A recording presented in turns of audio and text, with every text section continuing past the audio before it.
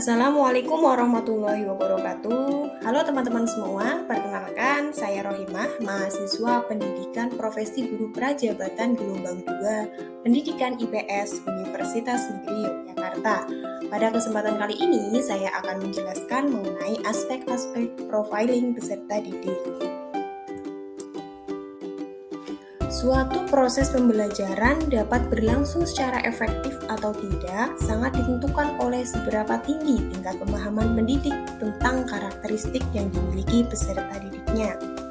Pemahaman karakteristik peserta didik sangat menentukan hasil belajar yang akan dicapai, aktivitas yang perlu dilakukan, dan asesmen yang tepat bagi peserta didik.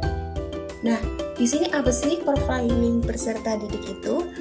Jadi, profiling peserta didik merupakan kegiatan observasi, pencatatan, dan pemetaan karakteristik peserta didik sehingga menghasilkan informasi yang dapat digunakan untuk perencanaan pembelajaran.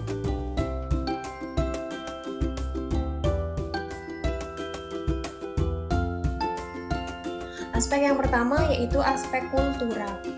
Peserta didik yang kita hadapi mungkin berasal dari berbagai daerah yang tentunya memiliki budaya yang berbeda-beda. Oleh karena itu, pendidik dalam melakukan proses pembelajaran harus mampu menyikapi keberagaman budaya yang ada di kelasnya.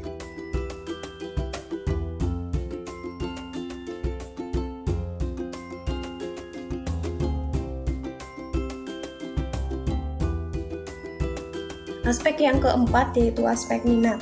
Dalam proses pembelajaran, terutama menghadapi tantangan abad 21, pendidik dapat menerapkan model pembelajaran yang menyenangkan, menantang, dan inovatif, serta menyampaikan tujuan atau manfaat mempelajari mata pelajaran, serta menggunakan beragam media pembelajaran.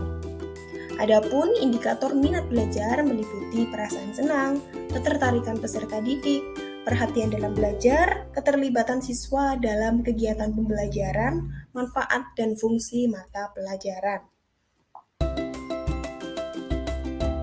Kemudian aspek yang kelima yaitu aspek perkembangan kognitif.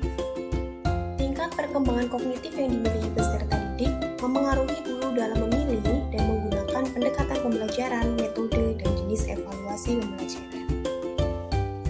Aspek yang keenam yaitu kemampuan awal. Kemampuan awal merupakan keadaan pengetahuan dan keterampilan yang harus dimiliki terlebih dahulu oleh peserta didik sebelum mempelajari pengetahuan atau keterampilan baru. Yang ketujuh, gaya belajar.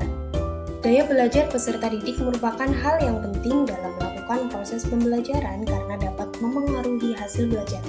Adapun jenis-jenis gaya belajar, yang pertama visual, yang kedua auditif, dan yang ketiga kinestetik. Dengan diketahui gaya belajar yang dimiliki peserta didik, maka akan berimplikasi terhadap model pembelajaran, strategi, metode, dan media pembelajaran yang akan digunakan.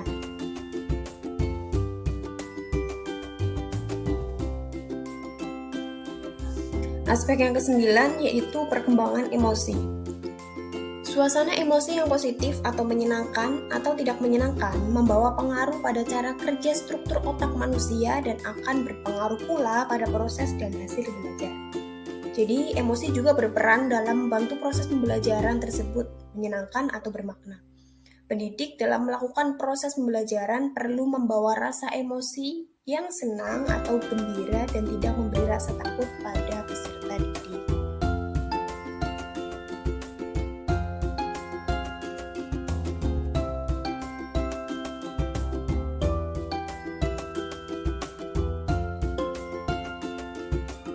Dan aspek yang terakhir yaitu aspek perkembangan motorik. Dalam hal ini, guru perlu memahami perkembangan motorik peserta didik agar dapat mengembangkan potensi dan memaksimalkan hasilnya.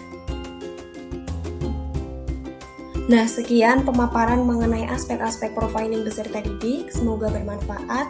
Kurang lebihnya saya mohon maaf. Terima kasih. Wassalamualaikum warahmatullahi wabarakatuh.